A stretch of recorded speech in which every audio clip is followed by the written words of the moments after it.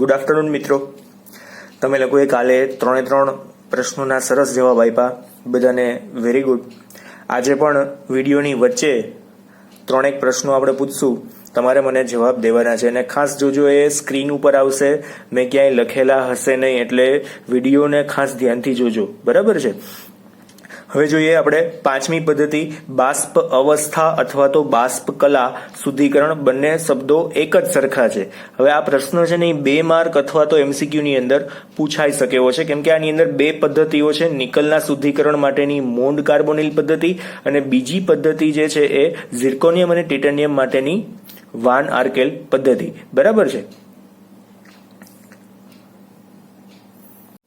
તો હવે સિદ્ધાંત જોઈએ આપણે કે જે તે ધાતુનું બાષ્પશીલ સંયોજન યોગ્ય પદાર્થ સાથે બનવું જોઈએ. સૌથી પહેલા તો શું કરવાનું છે, કોઈ એક ધાતુ લેવાની છે, એટલે કે નિકલ અથવા તો ઝિર્કોનિયમ અથવા તો ટાઇટેનિયમ હશે, એનું કોઈ એક યોગ્ય પદાર્થ સાથે આપણે શું કરવાનું છે, સંયોજન બનવાનું છે. અને બીજો પોઈન્ટ, એટલે બંને પોઈન્ટ એકબીજાના કમ્બાઇનમાં જ છે, બરાબર છે, કે એ જે બાષ્પશીલ સંયોજન છે એનું વિઘટન સરળતાથી થવું પણ જોઈએ.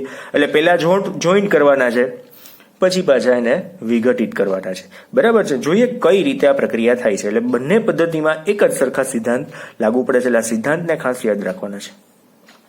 જોઈએ પ્રથમ પદ્ધતિ, નિકલનું શુદ્ધિકરણ, નામ છે મોન્ડ કાર્બોનિલ પદ્ધતિ. હવે આ પ્રક્રમમાં નિકલને, પ્રક્રમ એટલે પ્રક્રિયા, નિકલને કાર્બન મોનોક્સાઇડના, બંનેના જો બંધારણ આમ તો સાઇઝ જે છે ને એ સમાન છે, એટલે કાર્બન મોનોક્સાઇડ કન્સિડર કરવા, બરાબર. નિકલને કાર્બન મોનોક્સાઇડના પ્રવાહમાં ગરમ કરવામાં આવે છે, જેથી બાષ્પશીલ સંકીર્ણને આપણે કહેશું સાદું સંયોજન, પણ અત્યારે કહેશો વાંધો નહીં, બરાબર, કેમ કે સંકીર્ણ સંયોજનનો ચેપ્ટર ભણશું ત્યારે તમને થોડીક વધારે ખબર પડશે. બાષ્પશીલ સંકીર્ણ સંયોજન નિકલ ટેટ્રા કાર્બોનિલ NiCO4 બને છે. આ મિત્રો આની ઉપર કોઈ જ ચાર્જ નથી, એટલે કેવું હશે, તટસ્થ સંયોજન, બરાબર છે. કેવું હોય ને તેનું બંધારણ તમે ખાસ જોઈ લો, જે ક્રોસ જેમાં, કે આ નિકલ છે, 4 સહવર્ગ સહસંયોજક બંધ છે, જેમાં CO લિગેન્ડ તરીકે જોડાયેલા છે. લિગેન્ડ એટલે ઋણ આયન, અને જ્યારે કાર્બન મોનોક્સાઇડ આ રીતે જોડાય સહવર્ગ સહસંયોજક બંધથી, 4 સહવર્ગ સહસંયોજક બંધ થયા, તો ખાલી ડિઝાઇન જુદી જુદી આપેલી છે, બરાબર છે. આ ડોટેડ લાઇન થી 4 જોડાયેલા છે. C ઉપર માઇનસ ચાર્જ હોય, O ઉપર પ્લસ ચાર્જ, દરેકમાં મેં કરવાની ટ્રાય કરેલી છે, બરાબર. એટલે અહીંયા નામ બન્યું છે કાર્બોનિલ, કાર્બન મોનોક્સાઇડ લખ્યું નથી, બરાબર છે. એ લિગેન્ડ તરીકે વર્તે, એટલે કે ઋણ આયન તરીકે વર્તે છે, એટલા માટે. હવે આ સંકીર્ણ જે બની ગયું છે એનું આપણે શું કરવાનું છે, ઊંચા તાપમાને વિઘટન કરવાનું છે. એટલે વિઘટન કરશું એટલે શું મળી જશે, શુદ્ધ ધાતુ, બરાબર. કઈ રીતે, તેના દાખલા તરીકેનું એક ઉદાહરણ લખેલું છે, Ni વત્તા 4 moles of C, carbon monoxide, શરૂઆતમાં કાર્બન મોનોક્સાઇડ છે, પછી 330 થી 350 કેલ્વિન તાપમાને શું થઈ જશે, NiCO4.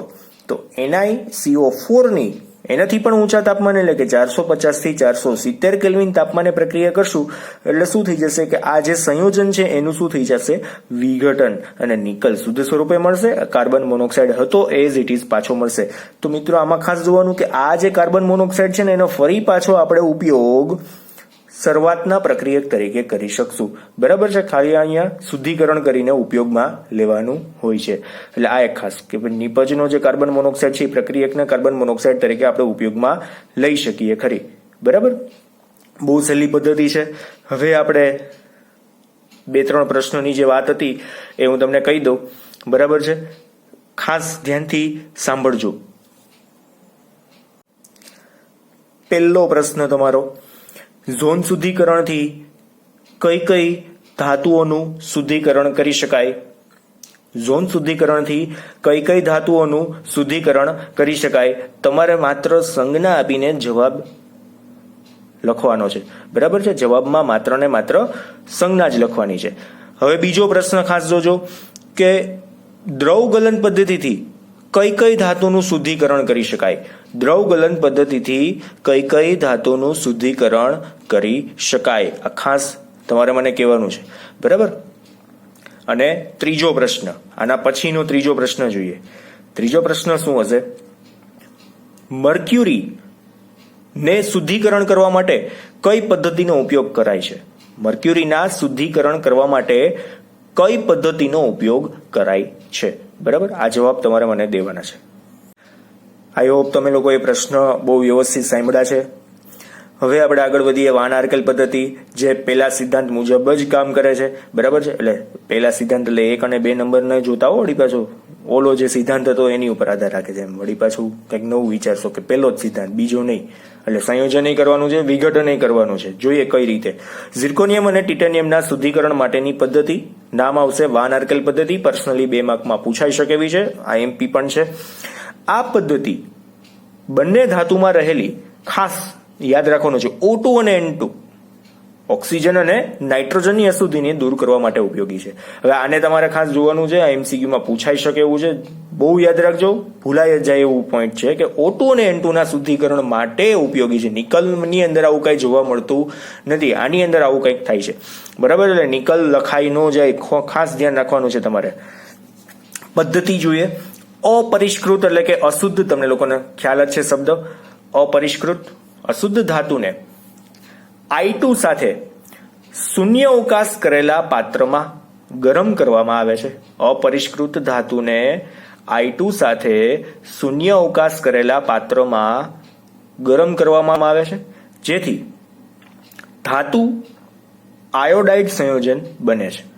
ધાતુનું કોની સાથે સંયોજન બનાવ્યું? I2 સાથે ધાતુ આયોડાઇડ બને છે, જે સ્વભાવે કેવું હોય છે? સહસંયોજક હોય છે. અને કેવું બનશે? બાષ્પશીલ સંયોજન બનશે. એટલે પ્રથમ અહીંયા સિદ્ધાંતની વાત થઈ ગઈ કે ભાઈ ધાતુનું આયોડીન સાથેનું સંયોજન ધાતુ આયોડાઇડ બન્યું, જે બાષ્પશીલ છે. એ તો હોવાનું જ છે, બાષ્પશીલ હોય તો જ પ્રક્રિયા આગળ વધી શકે. એટલે અહીંયા લખી છે પ્રક્રિયા ZR વત્તા 2I2 gives ZrI4. બરાબર, આ બાષ્પશીલ સંયોજન બની ગયું. હવે જોઈએ બીજો તબક્કો કે ધાતુ આયોડાઇડને, આજે ધાતુ આયોડાઇડ બની ગયો ZrI4. બરાબર છે, તો ધાતુ આયોડાઇડને વિદ્યુતીય રીતે આશરે 1800 કેલ્વિન તાપમાને ગરમ કરતા શું થશે? એટલે કોની ઉપર પાછું ગરમ કરવાનું છે? 1800 કેલ્વિન એટલે અતિશય ઊંચું તાપમાન થાય. બરાબર, 1800 કેલ્વિન તાપમાને ટંગસ્ટનના તાર ઉપર વિઘટિત કરવામાં આવે છે. વિઘટિત મીન્સ ZrI4 ને ફરી પાછું વિઘટન કરવાનો છે. ક્યાં? 1800 કેલ્વિન તાપમાને ટંગસ્ટનના તાર ઉપર ફરી બાજુ વિઘટિત કરશો એટલે શું મળશે આપણને? ZR શુદ્ધ સ્વરૂપે મળી જશે. એટલે અહીંયા મેં લખ્યું છે આમ શુદ્ધ ધાતુ તાર ઉપર નિક્ષેપિત થાય છે, એટલે તાર ઉપર ત્યાં રહી જાય, અશુદ્ધિઓ ત્યાંથી નીકળી જાય. ZrI4 1800 કેલ્વિન તાપમાન, ટંગસ્ટનના તાર, અહીંયા લખ્યું છે ZR જે શુદ્ધ સ્વરૂપમાં છે, અને 2I2 છૂટો પડી જાય છે. હતો એઝ ઇટ ઇઝ છૂટો પડી જાય છે. એટલે આ આયોડીનનો ફરી પાછો આપણે ઉપયોગ કરી શકીએ, પણ શુદ્ધ કરીને. બરાબર છે, આ ખાસ એક યાદ રાખવાનું છે. એટલે બહુ સહેલી પદ્ધતિ છે. આ બંને પ્રક્રિયાઓને તમારે યાદ રાખવાની છે. ZR વત્તા 2I2 ZrI4. એ ZrI4 ની 1800 કેલ્વિન તાપમાને ટંગસ્ટનના તાર ઉપર પ્રક્રિયા કરવાની છે. મીન્સ અતિશય ગરમી આપવાની છે, કેમ કે ટંગસ્ટનના તારનું જે ગલન બિંદુ છે અતિશય ઊંચું હોય છે. એટલે ખાસ આ યાદ રાખવા જેવું છે. ZR શુદ્ધ સ્વરૂપમાં મળશે, 2I2 પાછો આપણને મળી જશે. બરાબર, હવે આપણે છેલ્લી પદ્ધતિ જોઈએ. લેસનનો આપણો લાસ્ટ ટોપિક છે ક્રોમેટોગ્રાફી. આ ક્રોમેટોગ્રાફી મિત્રો આપણે નાનકડા સિદ્ધાંતથી જ ભણવાની છે, કેમ કે તમે લોકો એને 12મા ચેપ્ટરની અંદર જુદી જુદી રીતે ભણી ગયા છો. કયા કયા પ્રકારની ક્રોમેટોગ્રાફી છે, એની પદ્ધતિ શું હોય છે, આ બધી જ વસ્તુઓ ભણી ગયા છો. એઝ અ ક્વેશ્ચન ખાસ પૂછાઈ શકવાની શક્યતાઓ નથી, પણ એનો સિદ્ધાંત, કયા સિદ્ધાંત પર કાર્ય કરે છે ને એ પૂછાઈ શકે એવું છે. કયા કયા પ્રકારની હોય છે એ પણ પૂછાઈ શકે એવું છે. એટલે ખાસ આપણે જોઈએ પૂછાય તો કેટલું લખી શકાય. બરાબર, એ પણ મેં અહીંયા લખેલું છે. એટલે તમારી ટેક્સ્ટ બુકમાં આ પોર્શનને લગભગ એવો કાપી નાખ્યો છે એવું લખીને કે 12મા ધોરણની ધોરણ 11ના ચેપ્ટર 12 ની અંદર તમે ભણી ગયા છો. પણ છતાંય આપણે જોઈએ છઠ્ઠી પદ્ધતિ ક્રોમેટોગ્રાફી. ક્રોમેટોગ્રાફીનું આમ પાર્ટીશન કર્યું છે ક્રોમ અને ગ્રાફીમાં. ક્રોમ એટલે શું? કલર. ગ્રાફી એટલે શું? ટુ રાઇટ અથવા તો ટુ રન. બરાબર છે, ક્રોમ એટલે કલર એટલે કે ઢોળ ચડાવવો, ગ્રાફી એટલે ટુ રાઇટ અથવા તો ફેલાવવું, રન થવું. બરાબર છે. સિદ્ધાંત શું છે? આ પદ્ધતિ અધિશોષણના સિદ્ધાંત પર કાર્ય કરે છે. શબ્દ તમને યાદ આવ્યો હશે કે ભાઈ એક સાદા કાગળ ઉપર કાં તો છાપાના કાગળ ઉપર પાણીનું ટીપું નાખો તો ટીપું આપમેળે ફેલાય છે. બરાબર, તો એ અધિશોષણની ઘટના બની. માટી ઉપર પાણીનું ટીપું ફેલાય છે, એ અધિશોષણની ઘટના. જો યાદ આવી ગયું છે, આપણે ક્લાસમાં વાત થઈ છે. બરાબર છે. ત્યાર પછી જોઈએ પદ્ધતિ. અધિશોષણનો સિદ્ધાંત તો ખ્યાલ આવી ગયો. પદ્ધતિ બહુ નાનકડી છે. અને ખૂબ જ સહેલી છે. કોઈ એક ઘન અધિશોષક પર, ઘન અધિશોષક એટલે માટી ઘન પદાર્થ જ છે, કાગળ પણ ઘન પદાર્થ જ છે, બરાબર છે. ઘન અધિશોષક સિલિકા જેલ પણ છે ઘન પદાર્થ. તો કોઈ એક ઘન અધિશોષક પર યોગ્ય દ્રાવકની મદદથી બનેલા ધાતુ આયનોના મિશ્રણને, એટલે ધાતુ આયનનું એક મિશ્રણ બનાવવાનું છે કોઈ એક યોગ્ય દ્રાવક સાથે, બરાબર. એ મિશ્રણને આપણે અધિશોષકની ઉપર નાખવાનું છે. એટલે એ મિશ્રણને અધિશોષક પર પસાર કરવામાં આવે છે, જેથી શું થશે, મિશ્રણના જુદા જુદા જે ઘટકો છે એ અધિશોષકના જુદા જુદા ભાગની અંદર અધિશોષિત થઈ જાય, એટલે કે શું થઈ જાય, શોષાઈ જાય. ખાસ પાછું એક વખત લઈએ આપણે. એક ધાતુ છે જેનું કોઈ એક યોગ્ય દ્રાવક સાથે આપણે મિશ્રણ બનાવી નાખ્યું છે.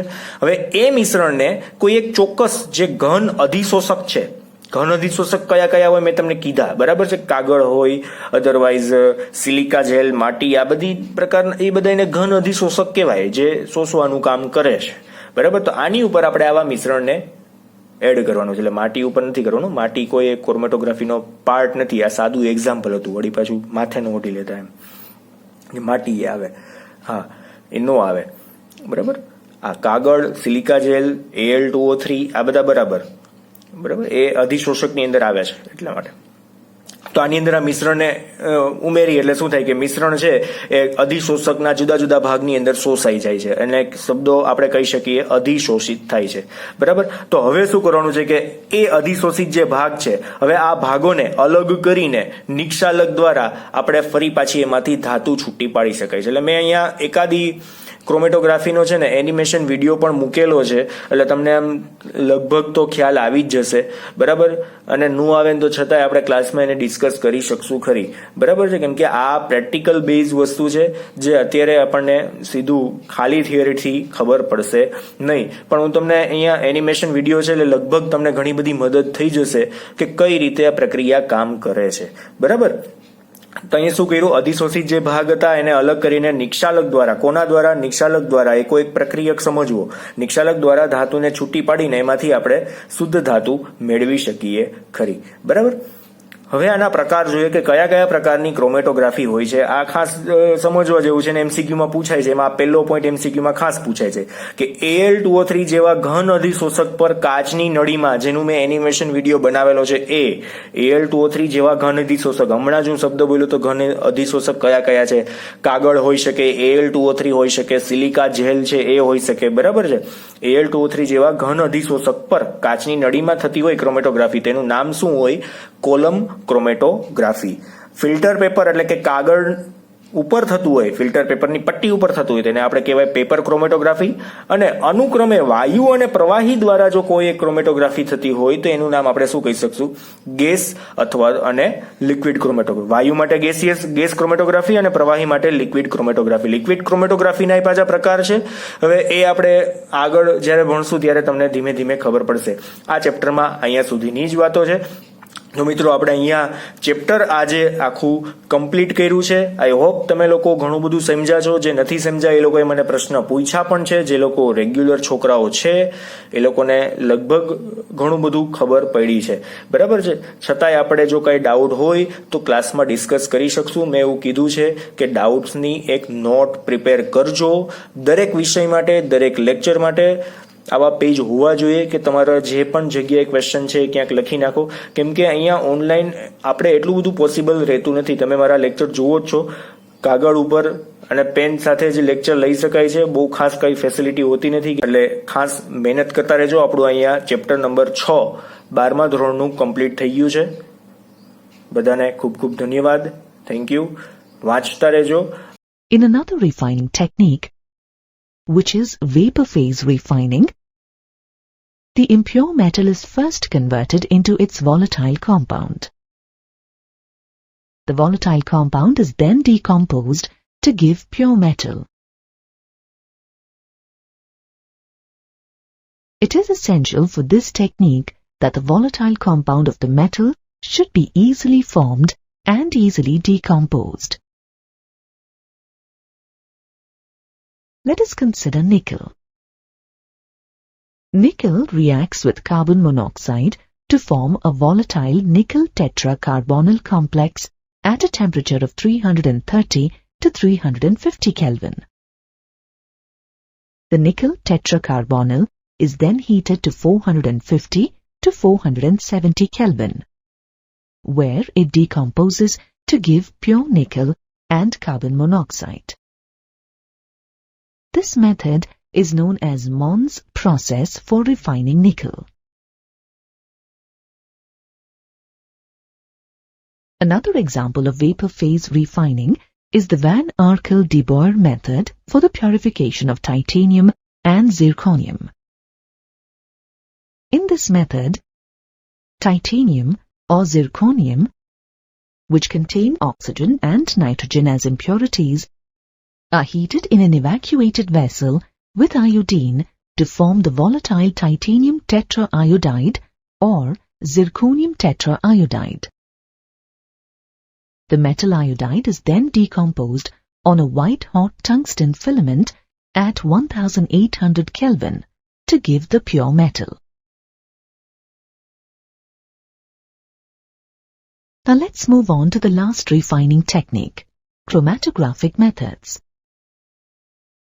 In these methods, the metals and the impurities are separated by the difference in their relative adsorption with an adsorbing medium. The mixture to be separated is applied onto a stationary phase.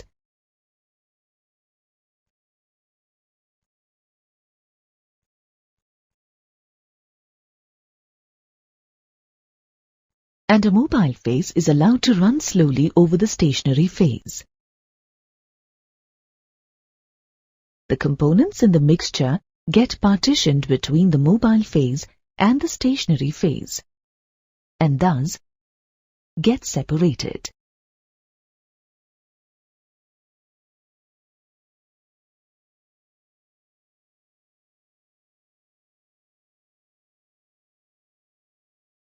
Depending upon the physical state of the mobile phase and the stationary phase, and also on the passage of the mobile phase, different chromatographic methods, such as paper chromatography, column chromatography, and gas chromatography are used. Let us take a look at column chromatography, which is particularly useful for the purification of elements that are available in minute quantities, and the chemical properties of the impurities are not much different than that of the element to be purified. In this method, alumina or silica gel is packed in a column and serves as the stationary phase. The mixture to be separated is placed on the top of the column. A suitable eluent is allowed to flow down the column slowly. Depending upon the degree to which the components in the mixture are adsorbed, complete separation takes place.